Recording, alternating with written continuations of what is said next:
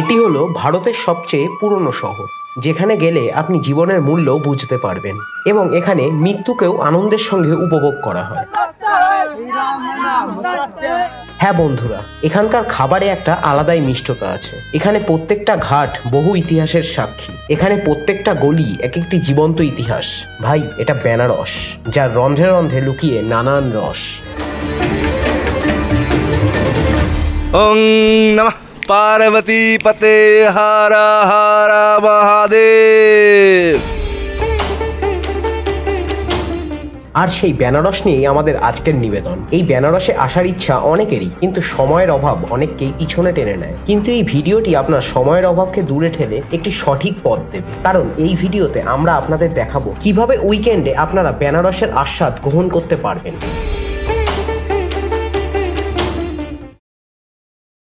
নমস্কার বন্ধুরা, আজকে 19শে মে সোমবার। চলেছি কোথায় সেটা তো ভিডিও শুরু থেকে বুঝতেই পেরেছেন। আর এখন রয়েছে শিয়ালদা স্টেশনের সামনে। আমাদের ট্রেন রয়েছে রাত 10টা 55 129-87 আজমির এক্সপ্রেস। আজমির এক্সপ্রেস ধরেই যাব মুঘলসরাই অবধি, আর তারপর সেখান থেকে বেনারস। এবার আপনাদের মনে হতেই পারে যে যাব বেনারস, কিন্তু কেন মুঘলসরাই যাচ্ছি। আসলে শুরুতেই বলেছি যে ভিডিওটা হচ্ছে উইকেন্ড ট্রিপে বেনারসের জন্য। এবার উইকেন্ড ট্রিপে যদি যেতে হয় তাহলে আপনাকে শুক্রবার রাতে কাজ করে অনেকটা রাত করে ট্রেন ধরতে হবে। এবার সেক্ষেত্রে বেনারস যাওয়ার জন্য আমাদের কলকাতা থেকে 7:30 বিভূতি এক্সপ্রেসের পরে আর কোনো ট্রেন নেই। এই জন্যই আমরা বেঁচেছি আজমির এক্সপ্রেসকে, যেটা রাত 10টা 55 ছাড়ে। এবার আশা করি যারা কাজ করেন তাদের মোটামুটি সবারই তার আগে ছুটি হয়ে যায়, তো সেক্ষেত্রে এই ট্রেনটায় কোনো সমস্যা হবে না। তাহলে আপনি শুক্রবার রাতে ট্রেন ধরলেন, শনি রবি কাটালেন, আবার সোমবার ভোরে এসে কাজে জয়েন করে গেলেন। আর আজকে কিন্তু আমি একা যাচ্ছি না। আজকে আমাদের সফরটা হচ্ছে হিসাব মতন দুই বন্ধুর বেনারস যাত্রা। আমার সাথে রয়েছে দীপ্তম। দীপ্তম, কেমন লাগছে? খুব সুন্দর লাগছে। আজকে এই জার্নিতে সাক্ষী হয়ে নিজে খুব আনন্দিত মনে হচ্ছে, কারণ ইতিহাসের সব থেকে পুরনো শহরে আজকে আমরা যাত্রা করতে যাচ্ছি, তো আরও বেশি এক্সাইটেড। অন্ধে আলাদা উত্তেজনা অনুভব করছি। এই জন্য আজকে সফরটা হচ্ছে দুই বন্ধুর, তাই জন্য আশা করবো আপনারা পুরো ভিডিওটা দেখবেন। তাহলে চলুন প্ল্যাটফর্মের দিকে যাওয়া যাক।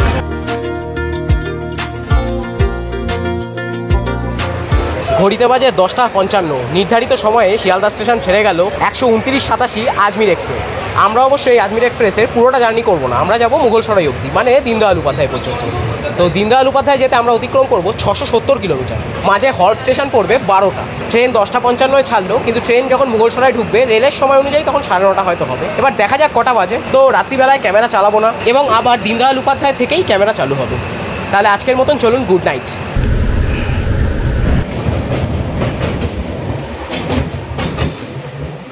গুড মর্নিং বন্ধুরা। 129-87 আজমির এক্সপ্রেস পৌঁছে গেছে দীনদয়াল উপাধ্যায় জাংশন স্টেশনে। এবার এখন এই স্টেশন থেকে যাব বেনারসের দিকে। আর ট্রেন কিন্তু নির্ধারিত সময় থেকে যথেষ্ট আগে আছে। ঘড়িতে সবে 9টা 10 বাজে। ট্রেনের মধ্যেই পৌঁছে গেছে। ট্রেনের টাইম ছিল 9:30, মানে 20 মিনিট আগে রয়েছে ট্রেন নির্ধারিত সময়ের থেকে। এখন আমরা যাচ্ছি 5 নম্বরে, কারণ 5 নম্বরে রয়েছে আরা বারাণসী মেমু। সেটা 9টা 25-এ বারাণসী স্টেশন থেকে ছাড়বে। সময় নেবে মাত্র 55 মিনিট, বেনারস পৌঁছে দেবে। আর এর পরে যে ট্রেনটা রয়েছে সেটা হচ্ছে 9টা 45-এ দুন এক্সপ্রেস। তো আশা করছি এটাই পেয়ে যাবো আমরা। আর টিকিট প্ল্যাটফর্ম থেকে বেরিয়ে কেটে নেবেন। যদি ইউটিএস অ্যাপ থাকে তো ট্রেন লাইন থেকে বেশ কিছুটা দূরত্ব অতিক্রম করে তারপর টিকিটটা কাটবেন। আপাতত এখন যাই, তাহলে ট্রেনটা ধরি, তারপর বাকিটা বলছি আপনাদের। বেনারস যাওয়ার জন্য যে আরা বেনারস মেমুতে উঠেছি সেটা ছেড়ে দিল অলরেডি। মাত্র 55 মিনিটে এখন পৌঁছে যাবো বেনারস।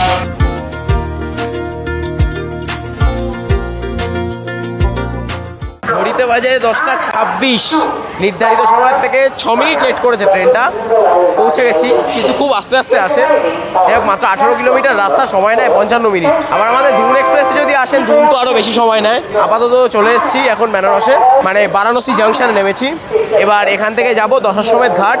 কীভাবে যাচ্ছি, কত ভালো লাগছে, কী বৃত্তান্ত, সবই আপনাদের বলছি। আর আরেকটা কথা, যারা এখন বারাণসী আসছেন তারা এটা মাথায় রাখবেন, বারাণসী স্টেশনে এসে 1 নম্বর প্ল্যাটফর্ম থেকে বেরোবেন। 8 নম্বরের দিক দিয়ে যাবেন না, ওদিকে গেলে গাড়ি ঘোড়ার কিন্তু অসুবিধা হবে। 1 নম্বর থেকে বেরোবেন, তাহলে বেরোলেই রিটায়ারিং রুম থেকে শুরু করে অটো টোটো মোটামুটি সবই পেয়ে যাবেন।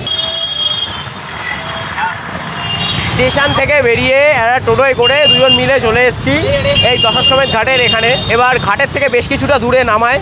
এটা যারা এসছেন তারা জানেন, বা যারা নতুন আসবেন তারা জেনে রাখুন। ঘাটের থেকে প্রায় 500 মিটার মুখে বলে, কিন্তু আরও বেশি হয়, বেশ কিছুটা দূরেই নামায়। এবার বয়স্করা থাকলে অনেক সময় সমস্যা হবে, তার জন্য রিক্সা আছে, অসুবিধা নেই। রিক্সা পেয়ে যাবেন, পায়টানা রিক্সা। সেই রিক্সায় করে ঘাট পর্যন্ত যেতে পারেন। আমরা উঠেছি, ভাড়া পড়েছে 50 টাকা। হর হর মহাদেব।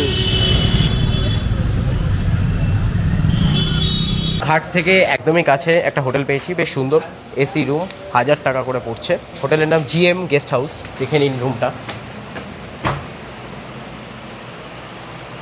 খুব একটা বড় না রুম, দুজনের জন্য ঠিক আছে। বাথরুমটাও পরিষ্কার কিন্তু ছোট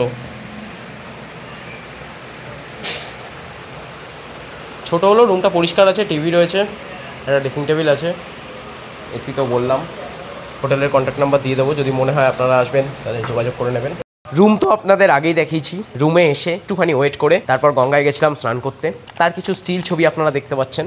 গঙ্গায় কোনো ক্যামেরা বা ফোন কিছু নিয়ে যায়নি, তাই জন্য তার কোনো ভিডিও নেই। আর এখন রুমে এসে জামা প্যান্ট চেঞ্জ করে এখন যাচ্ছি দুপুরের খাবারটা খেতে। কোথায় যাচ্ছি, কত খরচ হচ্ছে সেটাও আপনাদের অবশ্যই বলবো। চলুন তাহলে খেয়ে নেওয়া যাক। এরপর বিশ্বনাথ মন্দির যাওয়ার গেটের পাশের এই রেস্টুরেন্ট থেকে মাত্র 80 টাকার বিনিময়ে আনলিমিটেড ভেজ থালি দিয়ে দুপুরের খাবারটা সেরে আবার ফিরে গেলাম হোটেলে। সারা রাতে ট্রেন জার্নি, এর একটা ক্লান্তি তো ছিলই। সেই ক্লান্তিতেই রুমে গিয়ে ঘুমিয়ে পড়লাম। দুপুরের খাওয়া দাওয়ার পরে তো আর আপনাদের সাথে কোনো কথাই হয়নি। তা দুপুরের খাওয়া দাওয়া সেরে আমরা বেশ কিছুক্ষণ রেস্ট নিয়ে এখন এসেছি দশাশ্বমেধ ঘাটে। আর দশাশ্বমেধ ঘাটেই তো আপনারা জানেন আরতি হয়। আর এখান থেকেই আপনারা নৌকা বহর করে গঙ্গাবক্ষে ঘুরে বেড়াতে পারেন। সেক্ষেত্রে গঙ্গাবক্ষে মানে ঘুরে বেড়ানোর জন্য নৌকায় কত খরচ বা কী বৃত্তান্ত সবই আপনাদের জানাবো। চলুন তাহলে ভিডিওর সাথে থাকুন, আরও এগিয়ে যাই। নৌকায় বসে পড়েছি। নৌকায় হচ্ছে রাজা হরিশ্চন্দ্র ঘাট থেকে মণিকর্ণিকা ঘাট পর্যন্ত ঘোরাবে আপনাকে, আধ ঘন্টা মতন। ভাড়া পড়বে প্রত্যেক জনপ্রতি 100 টাকা করে। আর এক্সপিরিয়েন্স কেমন হয় নৌকায় চড়ার সেটা অবশ্যই আপনাদের শেষে শেয়ার করবো। এখানে কিন্তু লাইফ জ্যাকেট মাস্ট, মানে আপনি যখন নৌকা ছাড়বে তার আগে লাইফ জ্যাকেট পেয়ে যাবেন। প্রত্যেককেই লাইফ জ্যাকেট কিন্তু পরতেও হবে। নমঃ পার্বতী পতে হর হর মহাদেব।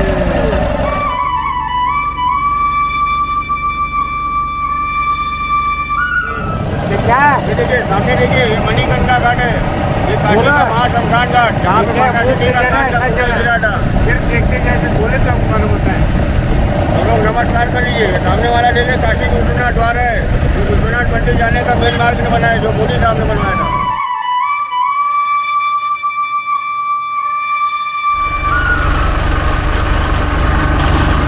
নৌকা ভ্রমণের অভিজ্ঞতা মোটের উপরে খারাপ না, কিন্তু একটা সমস্যা আছে, ক্যাশ অবশ্যই রাখবেন, কিউআর কিন্তু কাজ করবে না। অনলাইন ইউপিআই কিন্তু এখানে কোনো নৌকাওয়ালা নেবে না, তাই জন্য অবশ্যই ক্যাশ রাখবেন সঙ্গে। নৌকা ভ্রমণ কমপ্লিট, চলে এসেছি ঘাটে। আর দুটো তথ্য আপনাদের দিয়ে রাখি, একটা হচ্ছে সন্ধ্যা আরতির টাইম কিন্তু 7টার সময়। আর যারা মহিলারা এখানে স্নান করবেন ভাবছেন কিন্তু ড্রেস চেঞ্জিংয়ে সমস্যায় রয়েছেন, তাদের জন্য কোনো সমস্যা নেই। এখানে কিন্তু চেঞ্জিং রুম রয়েছে মহিলাদের জন্য। এই যে মহিলাদের জন্য চেঞ্জিং রুম রয়েছে, তাই সেক্ষেত্রে কোনো সমস্যা হবে না। আর তাহলে এখন সন্ধ্যারতি পর্যন্ত এখানেই অপেক্ষা করা যাক, এখানেই ঘুরি ঘাটে, দেখি কেমন লাগে। আর গুরুত্বপূর্ণ কোনো চিত্র থাকলে সেটা অবশ্যই আপনাদের সাথে শেয়ার করবো।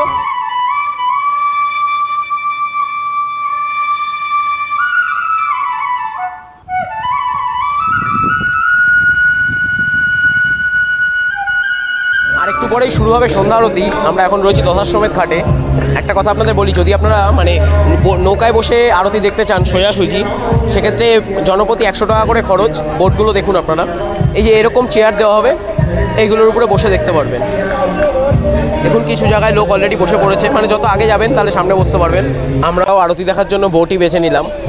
আগেই তো বললাম খরচটা যে 100 টাকা করে। সিস্টেমটা আরেকটু ভালোভাবে আপনাদের দেখিয়ে দিই, যেহেতু বোটের উপরে চলে এসেছি। এই যে এরকম চেয়ার থাকবে, এরকম চেয়ারে বসে একদম সোজাসুজি আপনি আরতি দেখতে পারবেন।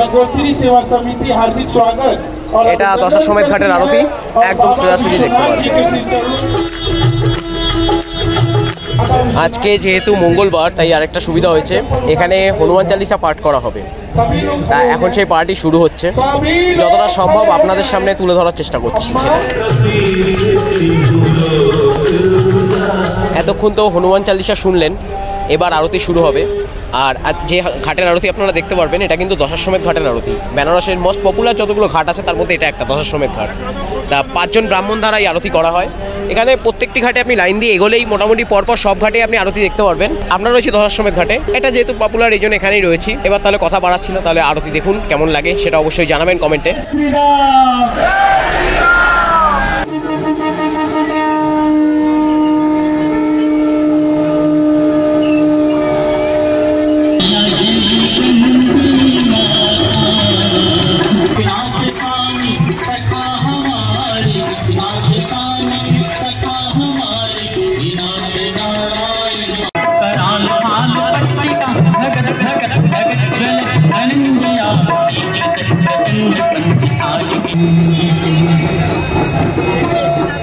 আরতি সম্পূর্ণ হলো।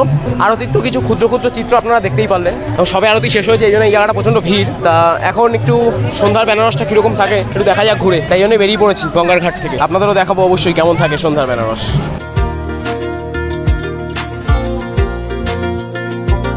গঙ্গার ঘাট থেকে বেরোনোর মুখেই বেশ সুন্দর লস্যি রাবড়ির দোকান রয়েছে, সেখান দিয়ে আপনারা খেতে পারেন। আমরা একটা লস্যি মানে দুটো লস্যি নিয়েছি। লস্যিটার কোয়ালিটি খুবই ভালো ছিল, তাই জন্য দোকানটার অ্যাড্রেসটা আপনাদের বলে দিই।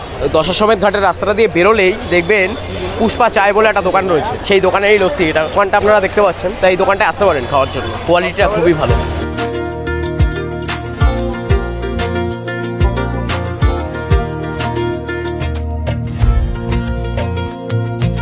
সন্ধেবেলার বেনারসের রাস্তার যে অবস্থা, মানে যে সৌন্দর্যতা, সেটা দেখলে খুবই ভালো লাগছে। তাই সন্ধ্যেটা আপনারা ওই স্ট্রিটটায় মানে এই রাস্তাটায় কাটাতে পারেন। বেশ সুন্দর রাস্তাটা, দুধারে প্রচুর দোকান পাবেন, জামা কাপড় থেকে খাওয়ার, মোটামুটি যে কোনো নিত্য সামগ্রী জিনিস থেকে শুরু করে সব কিছুর দোকান পাবেন দু সাইডে। মার্কেটিংয়ের তো কোনো অভাব নেই, অ্যাভেলেবেল দোকান, বেশ ভালো সময় কাটবে। শুধু একটু ভিড় আছে, ভিড়ের জোয়ারে গা ভাসিয়ে হাঁটতে হবে, ব্যাস এটুকুই, আর কোনো অসুবিধা নেই। ভিড় নিয়ে যদি অসুবিধা না থাকে তবে এই পথ আপনার জন্য মানে খুবই আনন্দের হবে। তাই এই পথে একটু সন্ধ্যেবেলায় হাঁটবেন বেনারস আসলে। এমনিও তো সন্ধ্যের পরে ঘাটের দিকটা অন্ধকার হয়ে যায়, তো সেক্ষেত্রে ঘাটে থাকাটা তো মানে ঘাটে হয়তো নাও থাকতে পারেন আপনি, যেহেতু অন্ধকার হয়ে যাবে, তো সেক্ষেত্রে এই জায়গাগুলো বেশ ভালো সন্ধ্যেটা কাটানোর জন্য।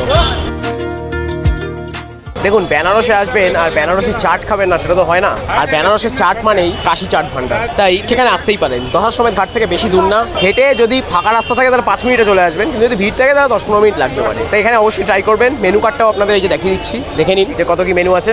মোটামুটি ভালো ভিড় থাকে সন্ধ্যার পরে, তাই জন্য একটু দাঁড়াতে হবে, দাঁড়িয়ে মোটামুটি খাবারটা খেয়ে সন্তুষ্টি পাবেন। আমরাও খেলাম, খুবই ভালো লেগেছে, অনেক রকম চাট করেছি। হিসাব বলে বেনারসের জন্য এটা হচ্ছে অফ সিজন, কিন্তু ভিড়টা দেখলে আপনি বুঝতে পারবেন না অফ না পিক। কালো মাথা আর মাথা, শুধু মাথাই দেখা যাচ্ছে। মোটামুটি যারা বাইক চালাচ্ছে তারা বুঝতে পারছে রাস্তায় কি ভিড়, লোক আর লোক।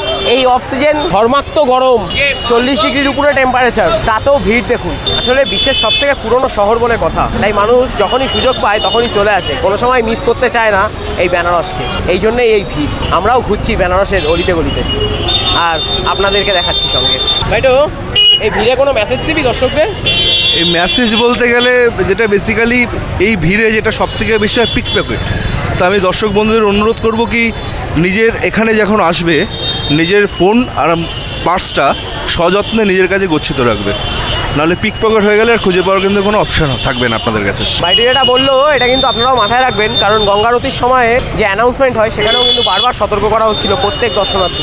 এটা খুবই সচেতনভাবে লক্ষ্য রাখবেন যে পার্স আর মোবাইল যেন নিজস্ব জায়গায় থাকে, নিজের আয়ত্তে থাকে।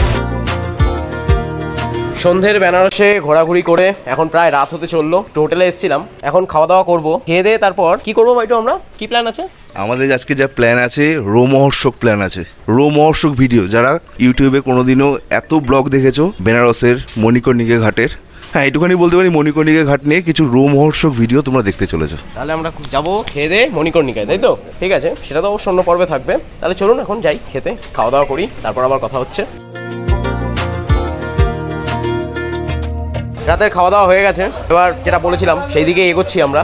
যাওয়া যাক তাহলে। সেটা তো এই ভিডিও তো থাকবে না, পরের ভিডিও থাকবে, কিন্তু ভিডিও যখন পাবলিশ হবে আমি উপরে আই বাটনে দিয়ে দেবো সেই ভিডিওটা, এখানে আপনারা সেখান থেকে ক্লিক করে দেখে নিতে পারবেন। তো আপাতত যাই।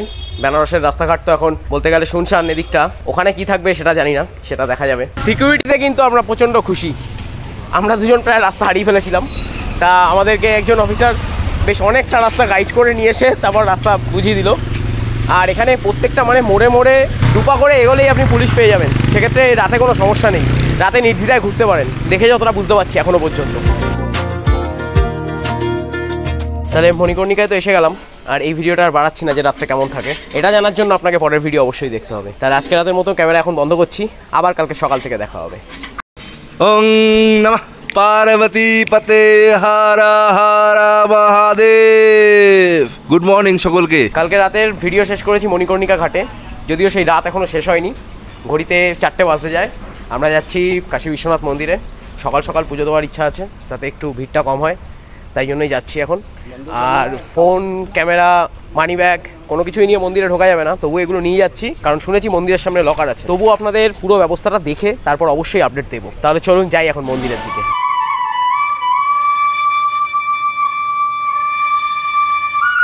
আমরা মন্দিরে প্রবেশ করব 2 নম্বর গেট থেকে। মন্দিরের কিন্তু অনেকগুলো গেট রয়েছে, এটা মাথায় রাখবেন। 1 2 3 4, আমরা প্রবেশ করব 2 নম্বর দিয়ে। তা একটা দোকানে এসেছি পুজোর ডালার জন্য, আর এখানেই লকার রয়েছে, সেখানেই এগুলো সব রেখে দেবো। এই যে দোকান, এখান থেকেই ডালা নিয়ে যাব, আর এই যে লকার সিস্টেম রয়েছে, এই লকারেই সব রেখে দেবো।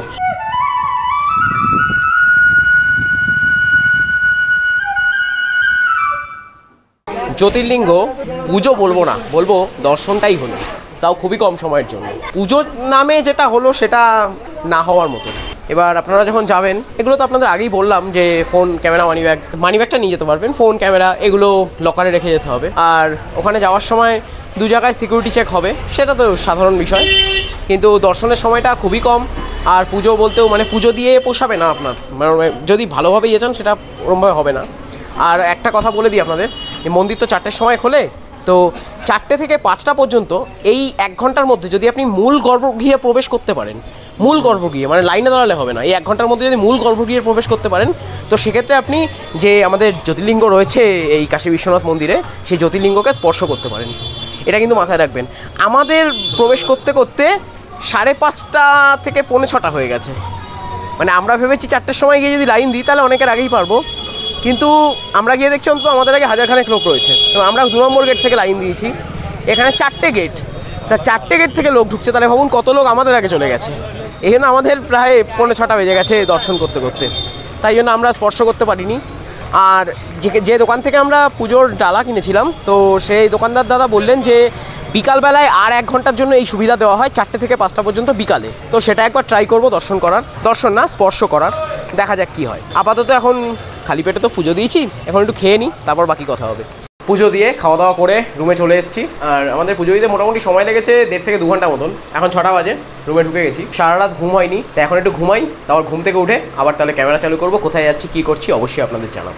সারা রাত মণিকর্ণিকায় কাটিয়ে তারপরে ভোরবেলায় পুজো দিয়ে রুমে গিয়ে আর চোখ খুলে রাখতে পারছিলাম, ঘুমিয়ে পড়েছিলাম।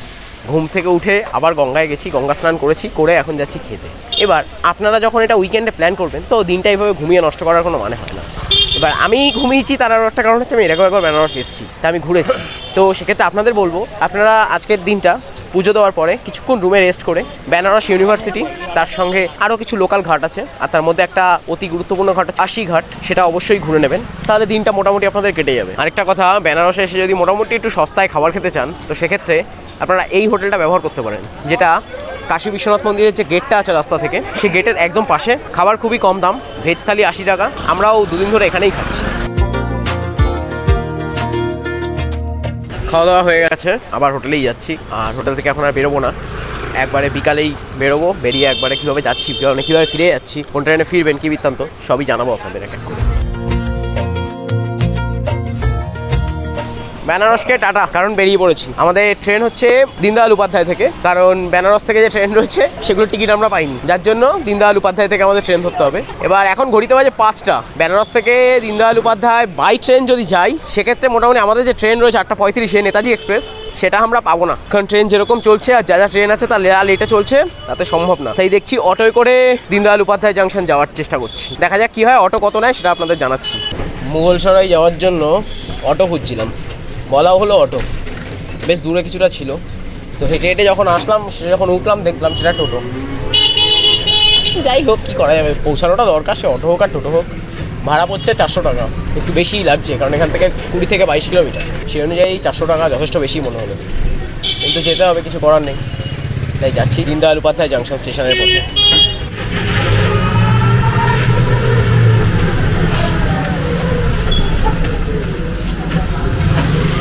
চলে এসেছি দীনদয়াল উপাধ্যায় জাংশন, আসতে প্রায় 1 ঘন্টা 10-15 মিনিট লাগলো। টোটোয় করে আসলাম বলে একটু বেশি সময় লেগেছে, কিন্তু আমাদের ট্রেন এখনও 123 নেতাজি এক্সপ্রেস বেশ কিছুটা পিছিয়েই রয়েছে সময়ের থেকে, এখনও মির্জাপুরও ঢোকেনি। মির্জাপুর মানে দীনদয়াল উপাধ্যায়ের আগের যে স্টেশন, তাই এখন ট্রেনের জন্য ওয়েট করা ছাড়া তার কোনো উপায় নেই। ট্রেন মনে হয় 8:35 টাইম আছে, তার আগে মনে হয় আসতে পারবে না, মানে মনে হয় লেটই হবে। তো দেখা যাক কী হয়, আপাতত 50 মিনিট ডিলে আছে, তো যা হয়, কতটা ডিলে হচ্ছে কী হচ্ছে সবই আপনাদের বলবো।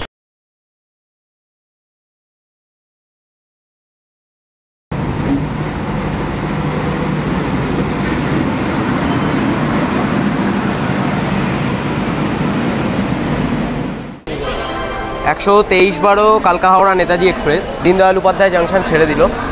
নির্ধারিত সময়ের থেকে ট্রেন মোটামুটি 10 মিনিট থেকে 15 মিনিট লেট রয়েছে, না 10 মিনিটই লেট রয়েছে। ঘড়িতে এখন বাজে 8:45।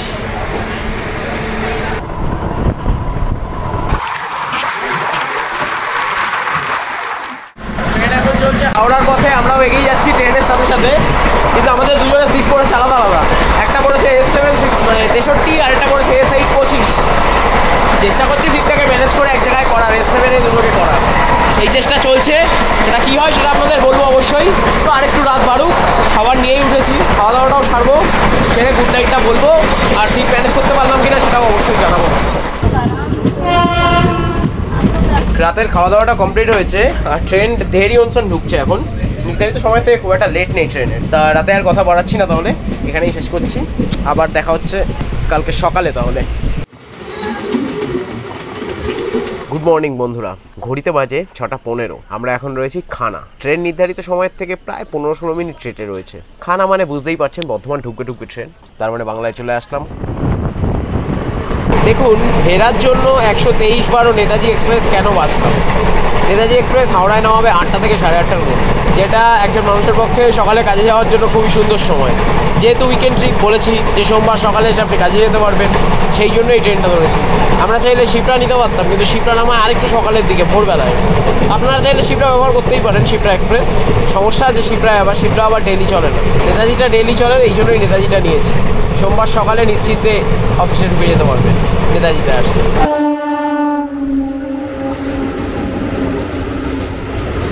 দীনদয়াল উপাধ্যায় থেকে 662 কিলোমিটার যাত্রা সম্পূর্ণ করে পৌঁছে গেলাম হাওড়া। ট্রেন লেট বলতে গেলে প্রায় আধ ঘন্টা লেট রয়েছে, কিন্তু লেট ছিল না, ট্রেনটা খুব ভালো আসছিল। কিন্তু লিলুয়া এসে ট্রেনটা ঝুলিয়ে দিল।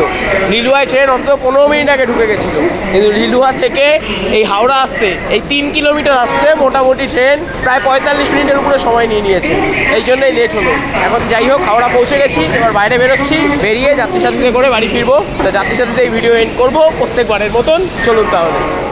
হাওড়া স্টেশন থেকে গুটি গুটি পায়ে বেরিয়ে বুক করে নিলাম গরিবের ভরসা যাত্রী সাথীর একটা ক্যাব। গন্তব্য আমার শহর বারাসাত। তারপর কলকাতার বুক চিরে ছুটে চললো আমাদের গাড়ি, আর এখানেই শেষ হলো আমাদের বেনারস ভ্রমণ পর্ব। তাহলে আশা করি এবার আপনার উইকেন্ড ট্রিপের খাতায় দীঘা শান্তিনিকেতনের পাশাপাশি বেনারসকেও যোগ করতে আর কোনো সমস্যা থাকবে না। তাহলে আর দেরি কেন, বেরিয়ে পড়ুন আর কমেন্টে শেয়ার করুন আপনার বেনারস ভ্রমণের অভিজ্ঞতা। আর আমরা ততদিনে সেরে ফেলি পরবর্তী ভ্রমণের একটা ঝাক্কাস প্ল্যান। টাটা।